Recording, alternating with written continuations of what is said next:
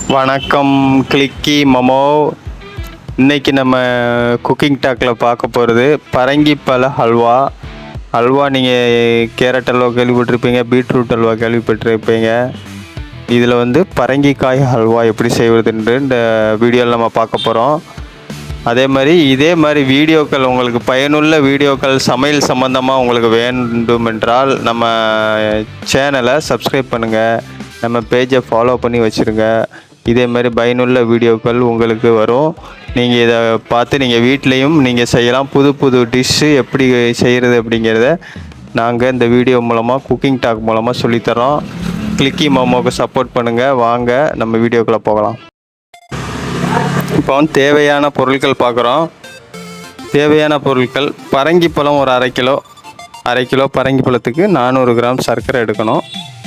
400 gram சர்க்கரை, அரை kilo பரங்கிப்பழத்துக்கு முந்திரி திராட்சை 100 கிராம், நெய் 150 கிராம், 150 கிராம். இந்த 4 ஐட்டத்தை வச்சு தான் நம்ம சுவையான பரங்கிப்பழ ஹல்வா செய்ய போகிறோம். பாருங்கள் நம்ம எப்படி அடுத்தடுத்து பண்ண போகிறோம். செய்முறையை நான் அடுத்த இதில் கொடுக்குறேன், பாருங்கள். இப்போ செய்முறை பார்க்க போகிறோம். பரங்கிப்பழம் எப்படி செய்கிறதுன்னு பார்க்க போகிறோம். முதல்ல வந்து பரங்கிப்பழத்தை விதையை நீக்கிடுங்க, தோலை நீக்கிடுங்க. அப்புறம் கட் பண்ணிவிட்டு விதையை நீக்குங்க. பின்ன பரங்கிப்பழத்தை நல்லா துருவணும். துருவலை வச்சு நல்லா சின்னதாக பொடிசு நல்லா துருவி வச்சுக்கோங்க. அதுக்கப்புறம் கடாயில் நெய் விட்டு பரங்கிப்பழம் அந்த துருவலை போட்டு வதக்கணும். நல்லா நெய் போட்டு நல்லா வதக்குங்க. வதக்கின பிறகு அது கூட முந்திரி திராட்சை அதையும் சேர்த்துக்கிட்டு நல்லா வதக்குங்க. முந்திரி திராட்சை வறுத்து போடணும், சும்மா போடாதீங்க. முந்திரி திராட்சை ரெண்டுமே வறுத்து போடுங்க. நல்லா வதக்குங்க.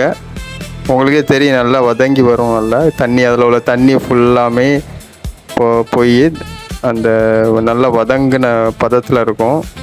பரங்கிக்காயில் உள்ள தண்ணி எல்லாமே நீங்கள் வதக்கும் போது போயிட்டு நல்லா திக்காக கெட்டியாக ஆகும். அந்த பதத்துக்கு நீங்கள் அந்த பரங்கிப்பழத்தை வதக்கணும். இப்போ இன்னொரு பாத்திரத்தில் சர்க்கரை பாவு செய்யணும். அந்த பாத்திரத்தில் 400 கிராம் சர்க்கரை நம்ம எடுக்கிறோம்.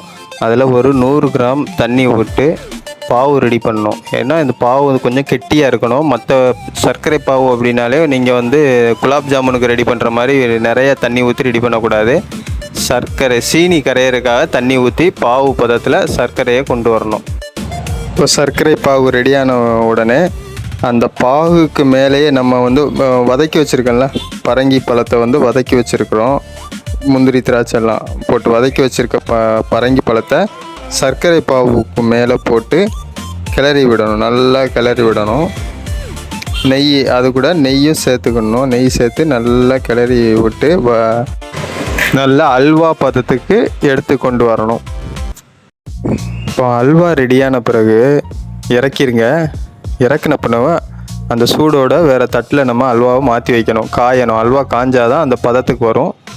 ஃபஸ்ட்டு தண்ணி மாதிரி இருக்கும், நல்லா காஞ்ச பிறகு அந்த அல்வா பதத்துக்கு வரும். அதுக்காக நம்ம வேறு தட்டில் அல்வாவை மாற்றி வைக்கணும்.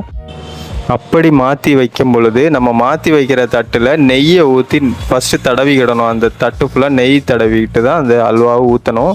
அப்படி நெய் தடவாமல் அந்த தட்டில் ஊற்றும் பொழுது அல்வா காஞ்ச பிறகு அந்த தட்டோட அல்வா ஒட்டிக்கும். அதனால் நெய் எதுக்கு தடவுறோம் அப்படின்னா, அல்வா ஒட்டிக்காமல் இருக்கிறதுக்காக அந்த தட்டில் நெய் ஊற்றி தடவி அதுக்கப்புறம் அல்வா ஊற்றி காய வைக்கணும். அது சூடு எல்லாம் காஞ்ச பிறகு, ஆறின பிறகு அந்த பரங்கிப்பழம் அல்வா ரெடி ஆயிரும். அல்வா பதத்துக்கு பரங்கிக்காய் அல்வா செய்கிறதுக்கு வந்து மிகவும் சுலபமாக இருக்கும். இன்னொரு விஷயம் என்னென்னா, குழந்தைகளுக்கு ரொம்ப பிடிக்கும் இந்த பரங்கிப்பழ அல்வா. அதாவது உடம்புக்கும் ரொம்ப நல்லது. பரங்கி பழத்தில் செய்கிறதுனால உடம்புக்கும் ரொம்ப நல்லது, குழந்தைகளுக்கு ரொம்ப பிடிக்கும். அதனால் இந்த மாதிரி நீங்கள் வீட்டில் செஞ்சு கொடுங்க, ரொம்ப டேஸ்ட்டாக இருக்கும். இதே மாதிரி வீடியோக்கள் நீங்கள் டெய்லி பார்க்கணும் அப்படின்னா, நல்ல வீடியோக்கள் சாப்பாடு ஃபுட் சம்மந்தமாக பார்க்கணுன்னா நம்ம சேனலை சப்ஸ்கிரைப் செய்து வச்சுக்கோங்க. நன்றி, வணக்கம்.